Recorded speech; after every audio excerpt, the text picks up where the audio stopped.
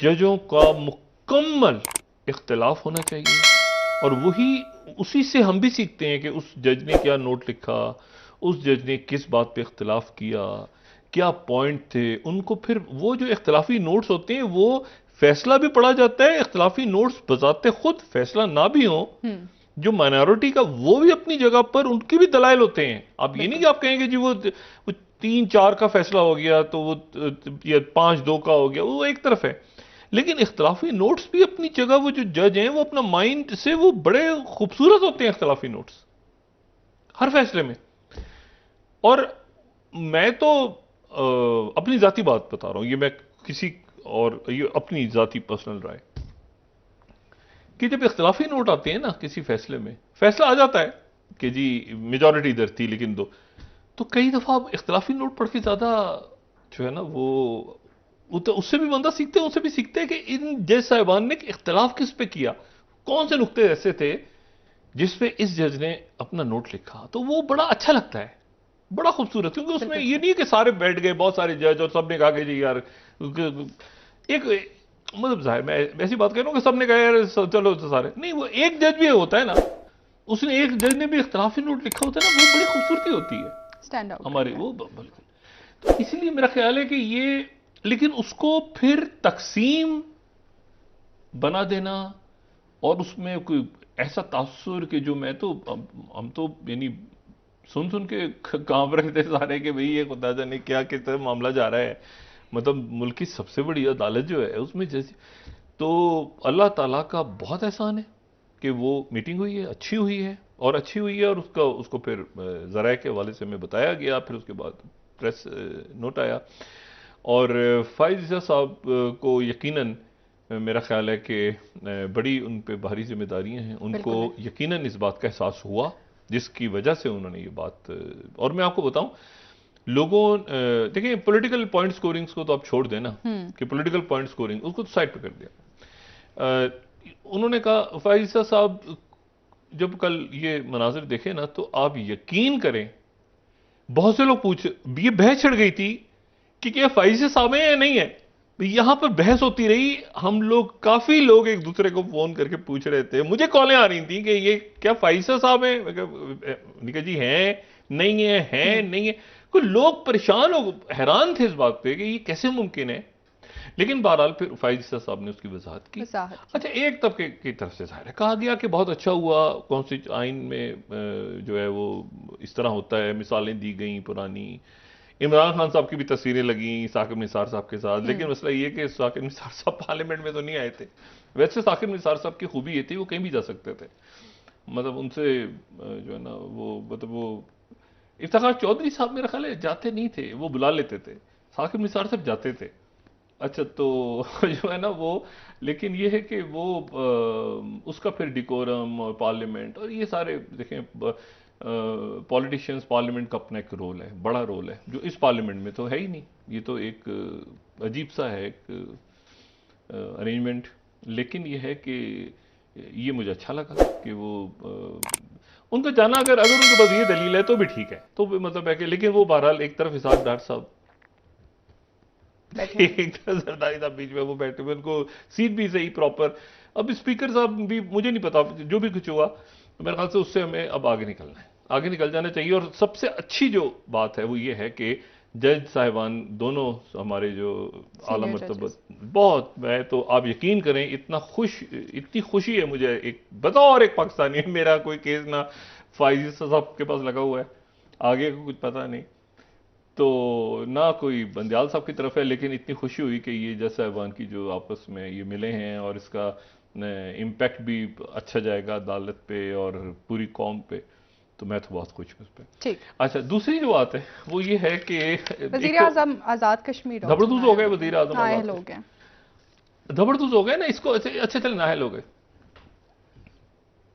असल में तो धबड़दूज ही हुए हैं ना, वो कर क्या रहे थे, उनके जो काम थे बस बड़े हमारे मतलब अच्छे वो हैं, उनसे ताल्लुकात ज़ाती, मगर मसला ये है कि वो एक तो फड्डा अंदर पड़ा हुआ था, जो मेरे ख्याल से कयूम न्याजी साहब का और उनका झगड़ा कुछ चल रहा था, कुछ बड़ा कुछ अजीब सा ये बना हुआ था जो हुकूमती ढांचा था, या उसको भी अरेंजमेंट ही था कुछ, तो वो खान साहब कभी उधर थे, फिर वो उधर खान साहब, फिर वो पीटीआई के वो अंदर मामला थे, फिर उनके यहाँ पे एक प्लाजा है बड़ा, उसमें कुछ वहाँ से कुछ अजीबो गरीब किस्म की खबरें आती थी कि वहाँ पता नहीं क्या कुछ हो रहा है।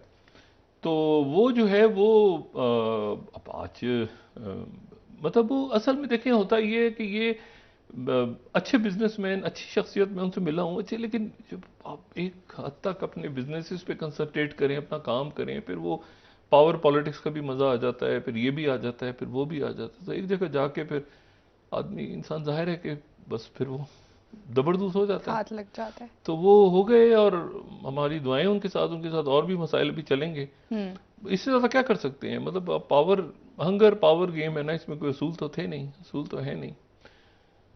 तो ये कि और अरेंजमेंट भी वो अजीब सा था, उसमें पीटीआई के लोग आगे पीछे दाएं बाएं, टिकट इधर नहीं उधर चुगलियां, वो जो चलता रहा पहले दिन। खान साहब मेरे ख्याल से उससे अब शायद निकल आए हैं उस फेज से जहां पर ये एक, अब तो वो खैर एक और उसमें है ना, उनकी जो तहरीक है वो किसी बहुत दूसरे लेवल पे जा चुकी है। लेकिन ये जो गवर्नमेंट जो बन रही थी तो उस वक्त तो बिल्कुल ही अजीब सा एक सिलसिला था। बहरहाल अब अच्छा, अब जो है तो दो तो बातें ये हो गई आज की। और सुप्रीम कोर्ट में इलेक्शन कमीशन के जो सुप्रीम फंड्स कोर्ट इकट्ठा में करने के हवाले एक तो से मरीम नवाज साहब चली गई, रात को तशरीफ ले जी गई, और वो सऊदी अल्लाह अरब। ताला उनकी इबादत कबूल आमीन। फरमाए। नवाज शरीफ साहब भी तशरीफ ला रहे हैं सऊदी अरब सऊदी जाएंगे। अरेबिया, वहाँ पर अल्लाह ताला उनकी तमाम मुसलमानों की इबादत कबूल फरमाए, आमीन। और आखिरी रिश्ता शुरू हो गया, अल्लाह ताला सबके गुनाह माफ फरमाए। इसमें जो इशू है वो ये है कि यहाँ से वजीर आजम का अभी तक जब मैं ये बात कर रहा हूँ, तो क्या शहबाज शरीफ ज्वाइन करेंगे फैमिली को या नहीं करेंगे, ये अभी तक इल्म नहीं।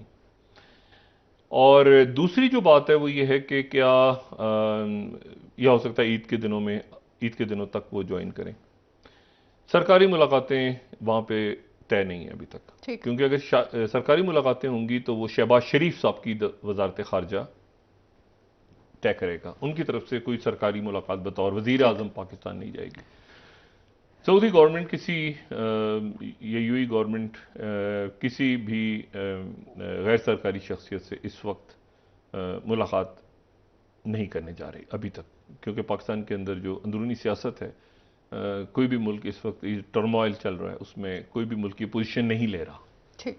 कि उसमें कोई ऐसी पोजीशनिंग हो जिससे ये तासुर भी जाए कि कोई मुल्क बाहर का हमारी अंदरूनी सियासत में है, या हमारी तरफ से ये तासुर जाए कि कोई बाहर का मुल्क वो जी देखें जी उनके साथ आगे।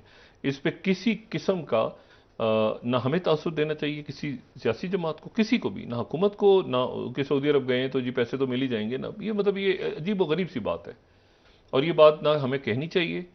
ठीक है, एक कौम के तौर पे कि जी अब नवाज शरीफ आ गए हैं ना तो अब तो पैसे हो जाएंगे ना आईएमएफ का, ये एक बिल्कुल अजीब व गरीब सी बात है। ये बात ना हमें करनी चाहिए, और ना ही ये बात मेरे ख्याल से डिस्कस होगी किसी जगह पे। अब रह गए कि मरीम साहबा चली गई यहाँ से, नवाज शरीफ साहब सऊदी अरब से पाकिस्तान नहीं आ रहे, नवाज शरीफ साहब सऊदी अरब से लंदन जा रहे हैं।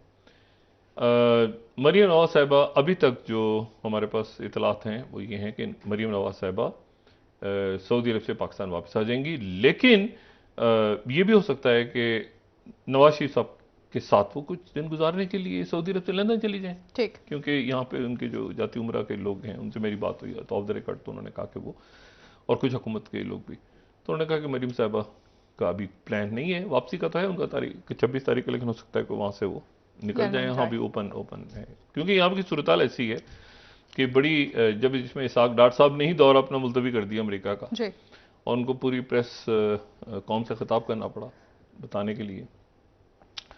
अब मसला ये कि इलेक्शन कमीशन ने ये मामला उलझ गया। इलेक्शन कमीशन ने आज वो एक तहरीरी जवाब जमा करवा दिया कि जी हमें पैसे नहीं मिले, और उसके ऊपर जो है वो दरमियान तमाम दिन ये होता रहा कि जी अब क्या होगा, अब क्या होगा, अब क्या होगा, अब क्या होगा।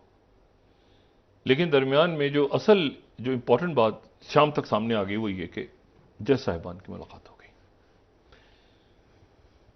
अब इस यहाँ पर मैं दो तीन लोगों से बात हुई हुकूमती सर्कल्स में, तो पहली बात तो ये है कि वो बात एक ऐसे ही है, हवा में है, कि पीपल्स पार्टी को सुलह करवा रही है ये बिल्कुल एक ऐसे ही हवा में एक बात चली हुई है कि पीपल्स पार्टी को सुलह करवा रही है। कुछ लोगों के पास शायद इतलात हो, हमारी पुलिस के पास, लेकिन मैंने जो पूछा तो ना पीपल्स पार्टी कोई सुलह करवा रही है, और ये बात कि वो खुद आए हैं इमरान खान चलते हुए शहबाज शरीफ के घर, तो मतलब ये तो फिर वो कहते हैं मुमकिन ना नहीं। साढ़े वालों ना ही समझो। तो अच्छा, तो अब मसला ये है कि वो मैं पंजाबी बोलने में अगर गड़बड़ कर दूं तो मैं माजरत चाहता हूँ उसके लिए। अच्छा, तो अब मसला ये है कि वो जो है मुज़ाकरात नहीं होंगे पीटीआई और हुकूमत के मुज़ाक बीच?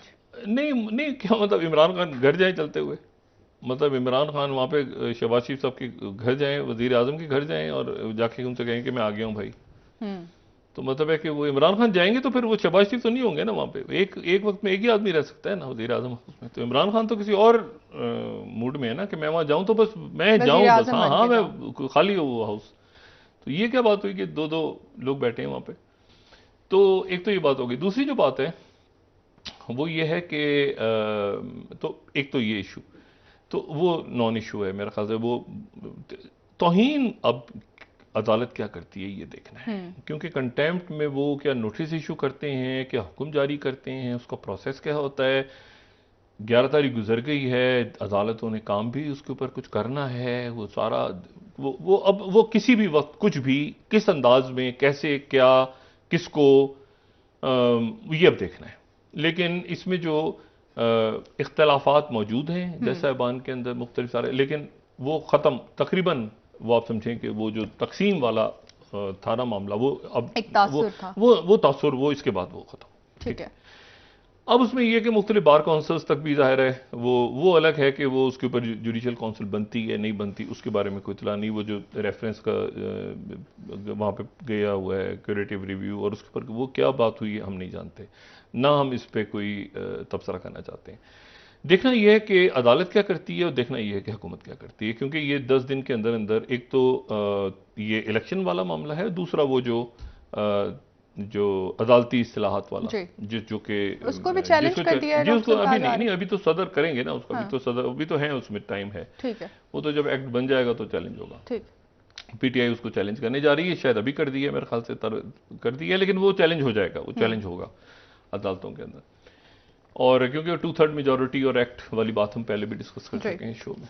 अच्छा, तो 2-3 बातें ये हो गई। तीसरी जो बात है जो बड़ी अहम है वो ये है कि जो दुनिया में बहुत से इवेंट्स अपने एक क्लोजर की तरफ जा रहे हैं, तो उसी वक्त पाकिस्तान के अंदर भी बहुत सारी डेवलपमेंट्स जो हैं वो अपने हतमी मरहल की तरफ जा रही हैं, यानी क्लोजर किसी न किसी तरफ। इलेक्शन होना है नहीं होना है तो कब होना है, मतलब मामला एक तय होने की तरफ जा रहा है। अभी ये तो मुकम्मल तौर पे डिस्टेबलाइज है ना, सारा आपको टूटा फूटा नजर आ रहा है सिस्टम इधर उधर, लेकिन आने वाले दिनों में ये मजीद टूटे फूटे का और ठीक हो जाएगा इंशाल्लाह। ऐसे करके जो ना, क्योंकि उसकी वजह ये है कि जो मैंने बात आपसे की कल भी कि ये आप अफोर्ड नहीं कर सकते बतौर रियासत, तो रियासत फिर ऑटो करेक्ट करती है अपने आप को। ये जुमला बड़े दिनों के बाद मैं यूज कर रहा हूँ। उसकी वजह यह है कि दरमियान में वो तितर बितर हो गया था सारा मामला, तो अब दोबारा आपको ऑटो करेक्ट करती हुई रियासत नजर आएगी, अपने को खुद ब खुद हालात ठीक होंगे इंशाल्लाह।